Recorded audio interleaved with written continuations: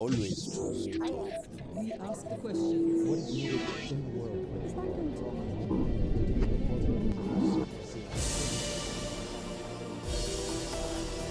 Gabor Mate jedan je od najutjecajnijih govornika današnjice o temama traume, emocija, ovisnosti, poremećaja, pažnje.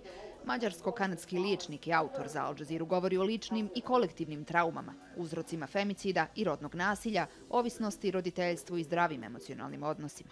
Dr. Mate, thank you very much for joining us and talking for Al Jazeeru Balkans.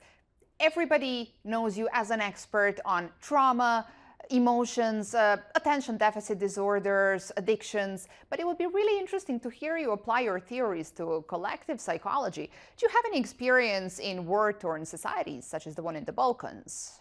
Well, I can say two things. One is I was last summer in Palestine working with a very traumatized population who, as you know, are living under foreign occupation, who have been, many of them expelled from their homes, and who continue to be under siege.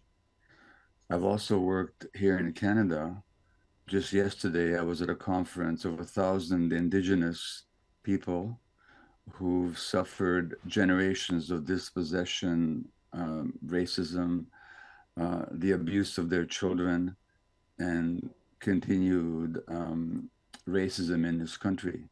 And so there's huge, both in Palestine and here in Canada, there are deep multi-generational collective trauma impacts that are affecting people's lives, and it determines so much of their existence. So yes, I've had experience with that. Not to mention, I grew up in Hungary myself as an infant under the Nazis, and then under the communist system, and then there was a revolution in Hungary in 1956, and we became refugees. So yes, I would say I've had some experience with it.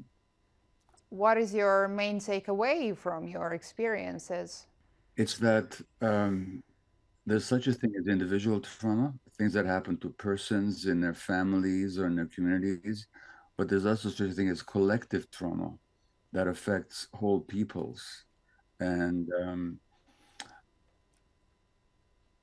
that both the individual trauma and the collective trauma has something in common, in that the person who's traumatized or the people who are traumatized tend to develop a sense of inferiority about themselves. In other words, they tend to take on the view that the perpetrator has of them as their own view of themselves.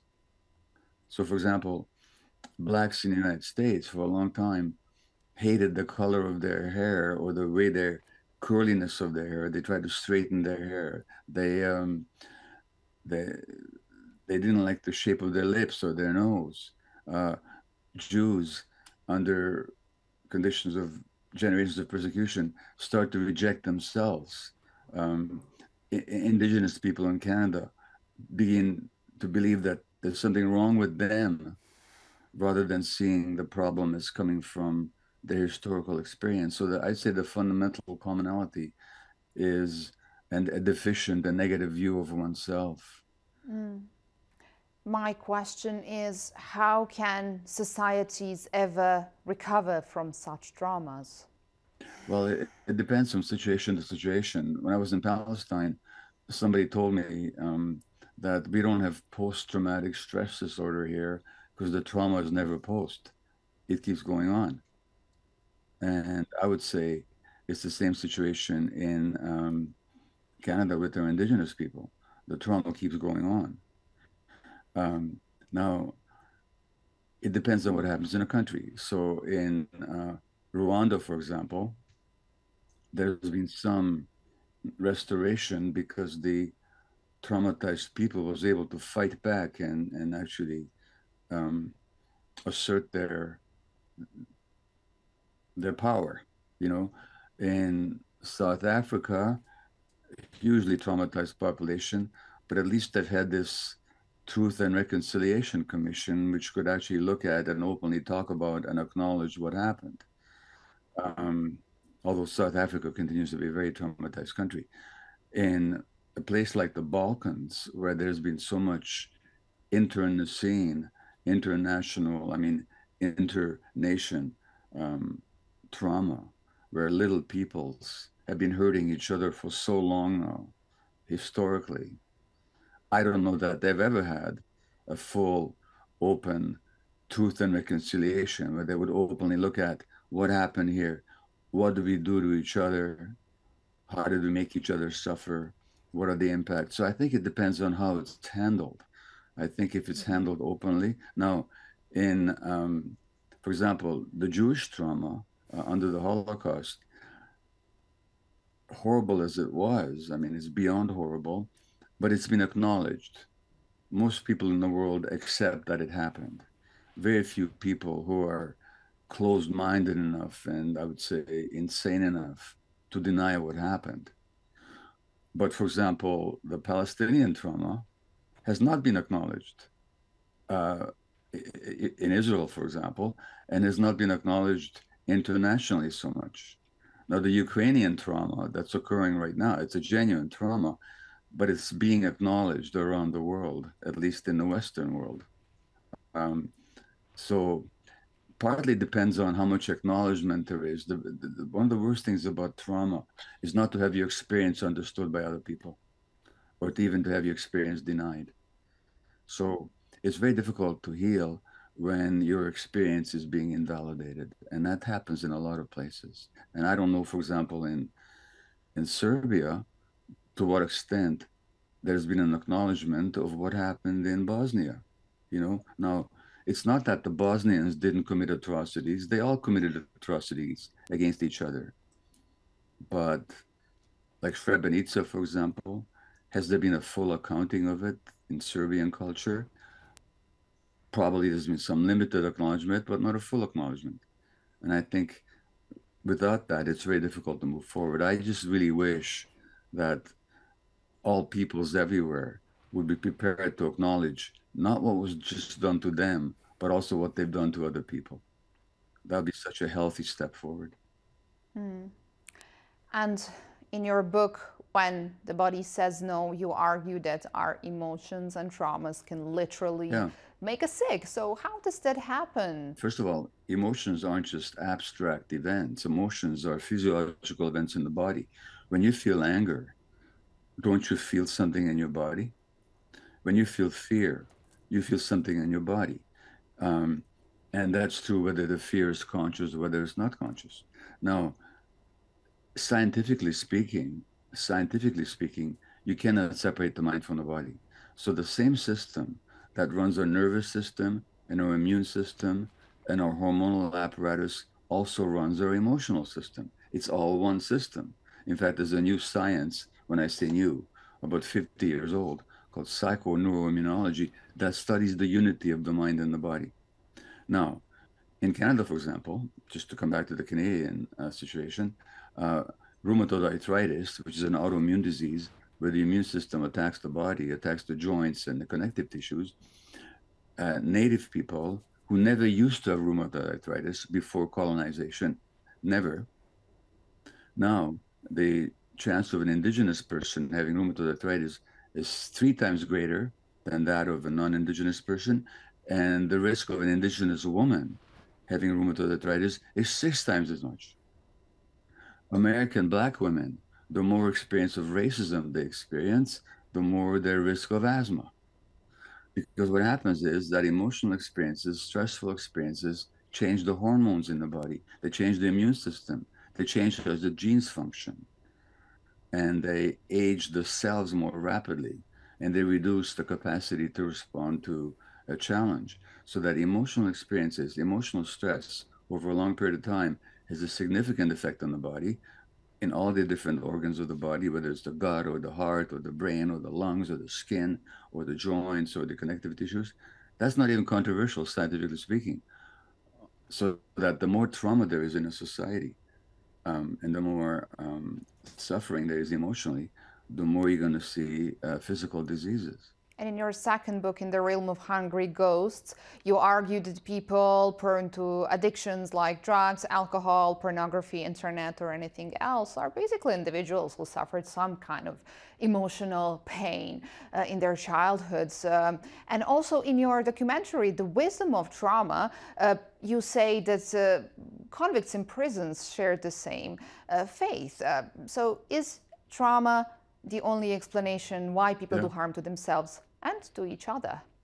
First of all, when it comes to addiction, whether you're addicted to drugs or pornography or gambling or shopping or eating or self-cutting or bulimia or gaming or the internet or whatever it is, you're trying to escape from yourself. You're uncomfortable within yourself. You're having too much emotional distress and pain, and you're trying to escape. So the question is, why are people trying to escape? Because they don't feel comfortable inside their own skins. Why don't they feel comfortable inside their own skins? Because they've been hurt. So that my mantra around addiction is, don't ask why the addiction, ask why the pain. And all people who are addicted are trying to escape from some kind of a pain. That's the first point. The second point is I forgot what your question was. Can you repeat it? That's okay. I asked about convicts in prisons, whether they commit crimes only because of their emotional pain. Oh, yeah. Well, that's, yeah. I know I remember the question. So first of all, I don't make this stuff up. These are multiple studies that shows you that the more trauma you experience, the greater the risk of you engaging in criminal behavior, number one. And number two, the vast majority of people in the jails of at least, not just, by the way, not just North America, but internationally, have suffered mental health issues and trauma in childhood. That's just how it is. Now, why do people hurt each other? Well, I don't know. I've hurt people in my life. I've hurt my children when they were smaller. I don't mean terribly abuse them, but I've hurt them. And my wife, you know, why? Because I wasn't conscious, because there was too much anger in me and too much pain in me. And I took on my pain on other people. I didn't mean to, but I did. So when people are hurt and they're not conscious and there's a lot of anger, frustration in them, they'll take out that frustration on other people. That's just what we do. I'm not saying that's a good thing. I'm just saying that's how it is. So that's very common, you know. And so that, for example, in American Black society, a lot of the crimes are committed not by whites against blacks, but by black against other people. But because they carry so much pain, so much anger, so much frustration, they take it out on the people around them, you know. And that's just how it is. Well, recently here in the Balkans, we've seen an increased number of femicides and gender-based violence. For example, in northern Bosnia in August, a man live-streamed murder of his wife on Instagram, and then he killed another 2 people and killed himself. How can you even explain something like that? Well, it's a very common phenomenon. There's a whole spectrum of violence or hostility towards women that's very common in Western culture, not just in Western culture, by the way. And the source of it, I think if we look at it, has to do with the frustration that people experience. And this may sound like I'm blaming mothers, but I'm not. In our society, in today's modern society, in the stressed circumstances and the pressures that mothers are under and the lack of support in their lives, a lot of men, boy children particularly, they don't find their needs being met. So they have this tremendous frustration towards the female figure. That's not the fault of the mother. The mother's doing her best. But people were never meant to be parented in isolated nuclear families. As a species, human beings evolved in small communities, hunter-gatherer groups, where children were parented by many adults, and where the parents had all kinds of support from uncles and aunts and friends and so on. In today's society, which incidentally is a very patriarchal society, it's a male-dominated society, when men are frustrated, they take it out on women. And the frustration very often go back to childhood. And I don't have to tell you how patriarchal. Now in the West, we talk more about women's rights and equality, and there's been certainly many great advances made. But in a lot of countries around the world, it's still more nakedly patriarchal than it is even here in North America. And men have a lot of frustration. They take it out on their women. It's not fair. It's not right. It's how it works. Here in the region, we've also seen an increased number of suicides, especially among children and teenagers. Why is it happening? Well, not just in the Balkans. It's actually here in North America as well. Excuse me, the rate of childhood suicide is going up. I do want, if I may, mention my most recent book. Is that okay? Yeah, of course. It's called The Myth of Normal: Trauma, Illness, and Healing in a Toxic Culture. And it's been a bestseller around the world, and it's being published in the Balkans as well.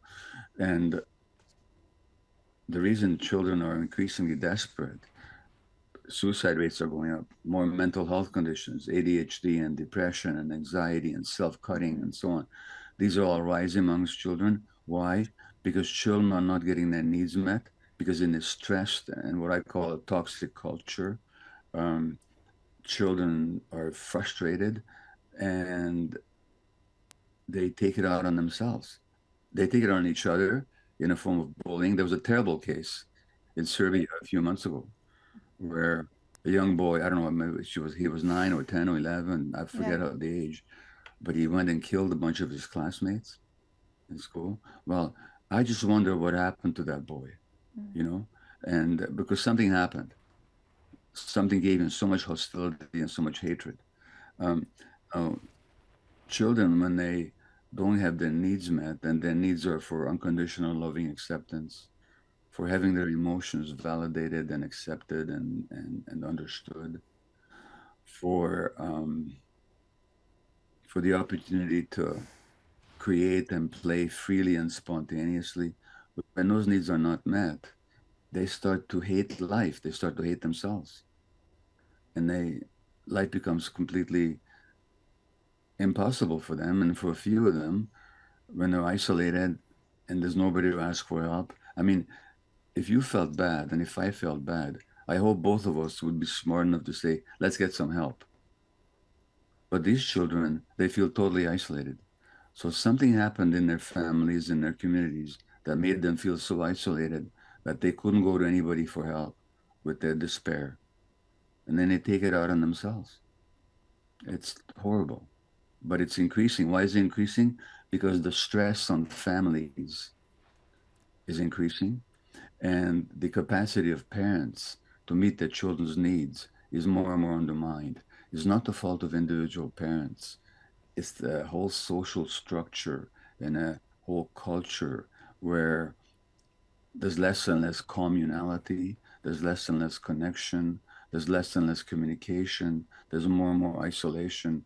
And that is affecting the parents are stressed economically and politically and socially. And when parents are stressed, they can't be there for their kids the way they want to be. And those kids then feel very desperate. That's what's going on. But if parents are stressed and not capable of meeting their children's needs, then who should take the role of a parent? Is it schools? Everybody. Here's the thing. The human brain, again, I'm talking scientifically now. The human brain develops by a long process that begins before birth and continues into adulthood. I am quoting now from an article from an American medical journal from Harvard University. So that means that the main job of the parents, of the daycares, of the kindergartens, of the schools is not to teach behaviors or skills or facts. Those are important, but they're secondary. Primary is how do we support the healthy brain development of our children? Now, if you ask that question, it's like a gardener asking, how do I support the growth of the plants in my garden? Well, how do you? Well, you provide sunlight, irrigation, soil, minerals, and so on. It's the same with children. If we want our children to develop in a healthy way, we have to provide the right conditions. And that means the adults working together, the parents being connected with the daycare teachers, the kindergarten teachers, not just being concerned with children's behavior, but actually concerned with their emotional development, their healthy brain development. And that means that all structures and all institutions, from the family to high school, have to be concerned with providing a safe, loving, accepting, emotional environment. That's what's needed for healthy brain development. Our schools don't do that. Our teachers are not taught about this stuff. You know, our kindergarten teachers are not taught about this stuff. It's all about behavior, you know. But what happens if it's too late, if these traumatized and stressed children become traumatized and stressed adults? How do they heal? Well, you're talking to one. I mean, when I was first a parent in my late 20s, actually early 30s, mid to 40, I wasn't a fully developed person. I had traumas from my own childhood experience that I hadn't even realized. So the good news is that people can heal. They can heal at any time in life. Trauma is not what happened to you. Trauma is what happened inside you. Trauma is a wound, and that's the point I make in my book, The Myth of Normal. Trauma is a wound that happened inside you. That's the good news. If trauma was what happened to you 10 years ago or 60 years ago, it's too late. It happened. There's nothing you can do about it. But if trauma is a wound that is inside you right now, you can heal it right now. So yes, it can be done. It's work. It requires support. It requires communal support. It requires sometimes professional help. But wounds can heal. That's the good news. You also often speak about attachment and authenticity. You argue that people have needs to be attached to connect with other people, but at the same time, they have needs to be authentic, to be themselves. What would you say is more important? Is it attachment or authenticity? Well, I tell you, there was I used to work in palliative care, working with dying people.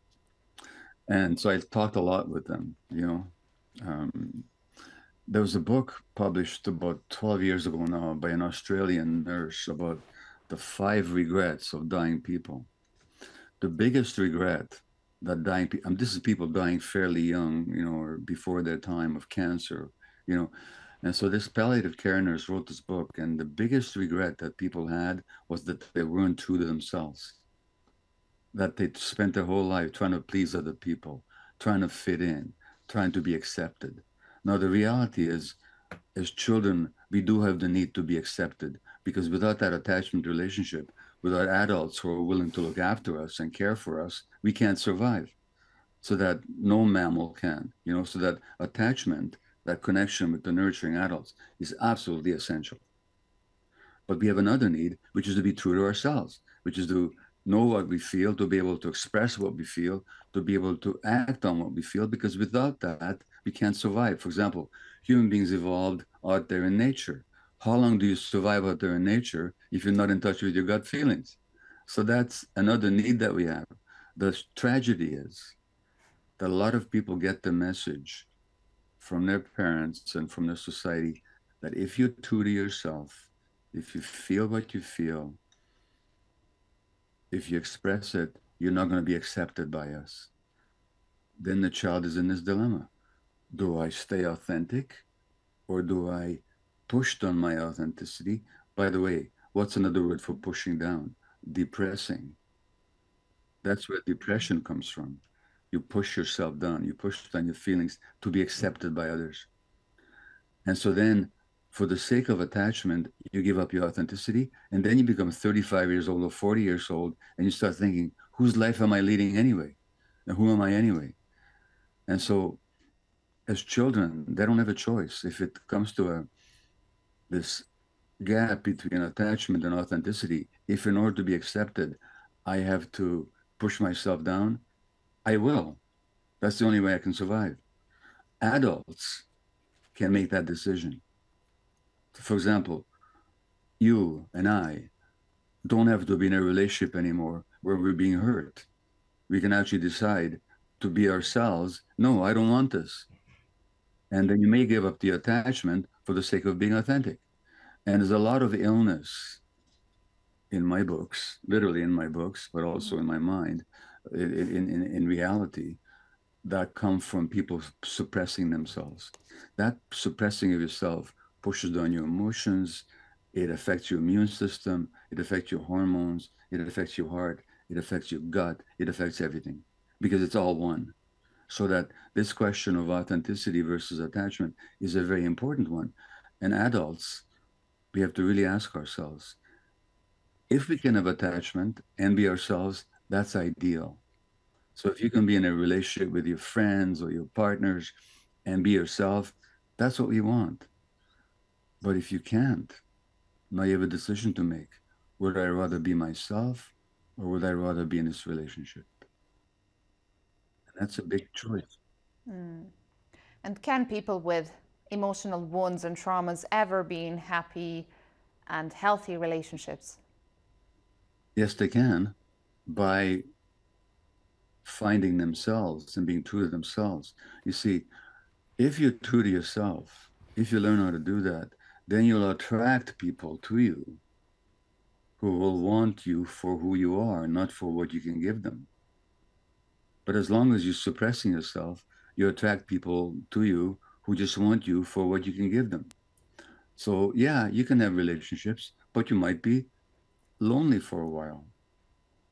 For a while, you might have to accept that, okay, I'd rather have myself than those relationships. But the fact is that the more we ourselves we can become, the more we'll attract people who are also interested in authenticity. So that's just how it works. Thank you very much, Dr. Mate. I would have 1,000 more questions, but I do understand our time is limited. Also, you are coming to the Balkans soon. You will speak in Belgrade, Sarajevo, Banja Luka. So I'm wishing you a warm welcome to our region.